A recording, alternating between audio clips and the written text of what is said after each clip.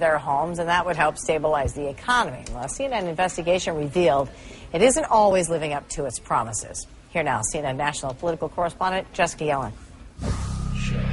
Mark and Angela Kohler think they still have one shot left at holding on to their home. You and I will be discussing Making Home Affordable plan.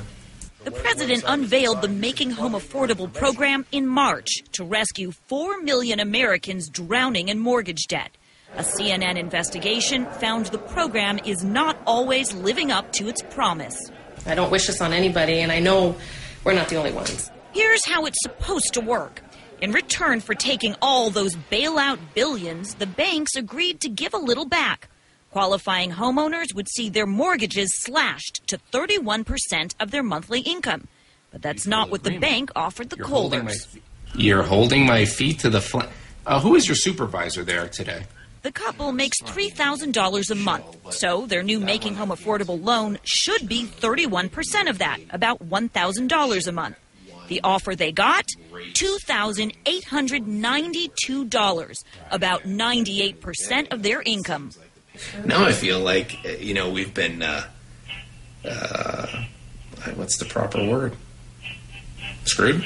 They're not alone. Speaking to housing counselors, consumer advocates, and homeowners, we found endless complaints of banks rejecting apparently eligible homeowners or pressuring them into loans they can't afford.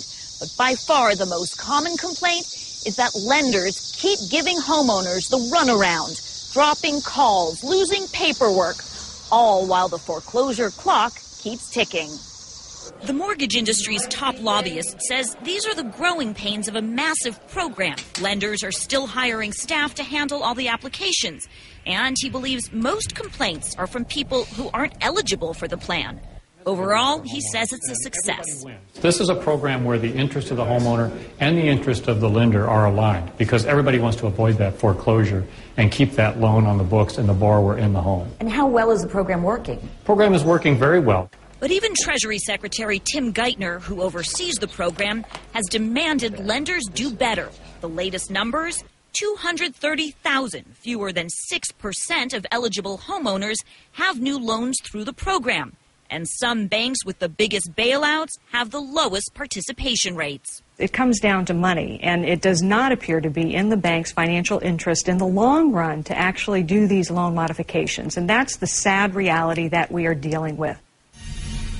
Boy, Jessica Yellen joining us live now to talk a little bit more about this. So, Jessica, is the administration aware of these problems? And then what are they doing about them? I mean, the enforcing of it looks like it's pretty tough to do. Right. The administration is aware of the problems. They've heard complaints from congressional testimony from these housing counselors. They say to us that they think the program is off to a strong start, although they acknowledge that service performance is, quote, uneven. They are pressuring the banks to do more, but again, they're leaving it in the bank's court. There is no mandatory effort. There's no requirement that they step up. There are no random, unexpected spot checks at the bank's locations.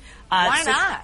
They say that they are working with the banks, is the way they put it. They say they have investigators who show up at the banks after they've given the banks notice that they'll be there. They review paperwork that the banks submit to the Treasury Department. But again, none of this is random. None of this is unexpected. They want it to be a participation with the banks. Okay.